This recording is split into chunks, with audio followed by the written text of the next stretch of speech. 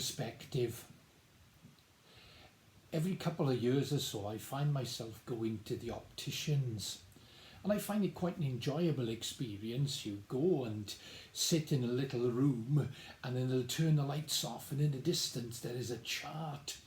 And you start reading the letters of the chart, the E, R and G. And as you squint in a little bit, the optician will come and put this contraption upon your head.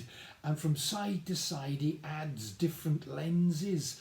And all of a sudden, the letters in the distance start to come into perspective. And even some of the smaller ones you can read off the highlighted chart. There's a W, there's an R, there's an X, there's an M. It'll ask you about different colours and what looks better.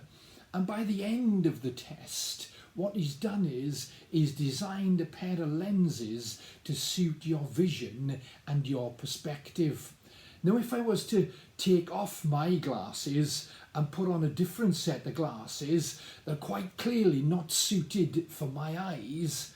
In just a moment, everything becomes a little blurred, and I'm unable to see anything clearly.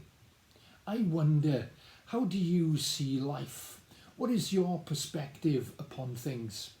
Are you somebody who sees quite long term, so you plan way ahead into the future, and to get things into perspective you plan and you prepare for those things? Or are you someone who is in that moment, is in that instance, you see things kind of straight away? How do you see life? What is your perspective upon life? There are occasions when one or two of us will lose it, and we'll get things totally out of perspective. Somebody will say something which we'll misinterpret. We'll have a bad day which will just get worse and worse, and by the end of it, everything's out of perspective. It is the end of the world. Rah, we want to shout.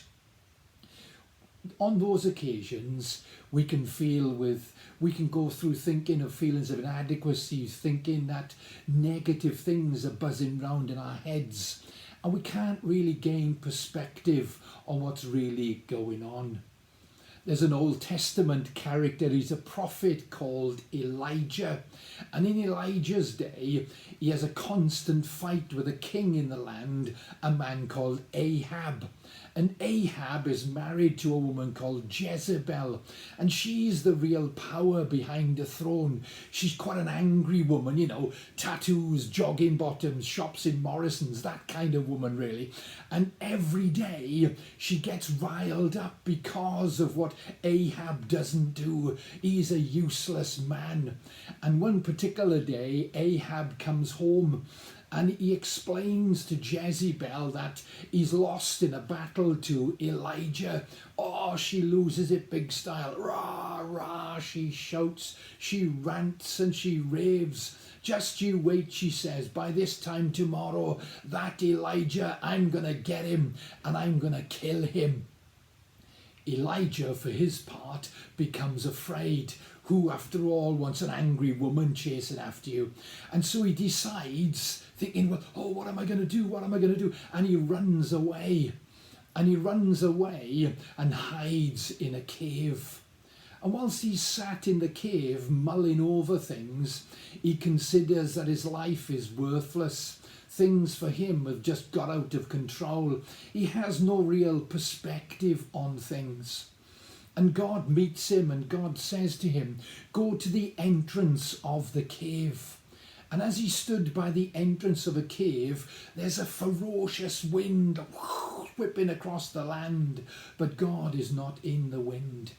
A few moments later, there's a thunderous earthquake, and God's not in the earthquake. Then there's a fire, and God is not in the fire.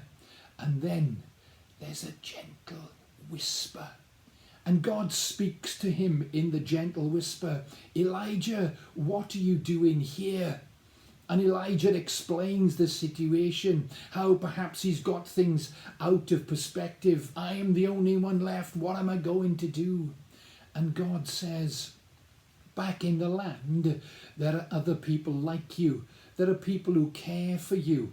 There are people who love you. Go back, says God, to that land.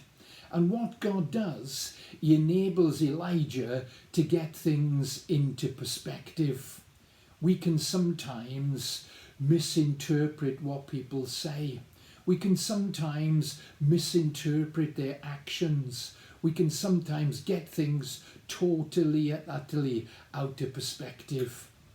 Remember a few moments earlier when I took off my own glasses, which are designed through a visit to the optician to work for my eyes, and put on a pair of glasses that are clearly designed for somebody else.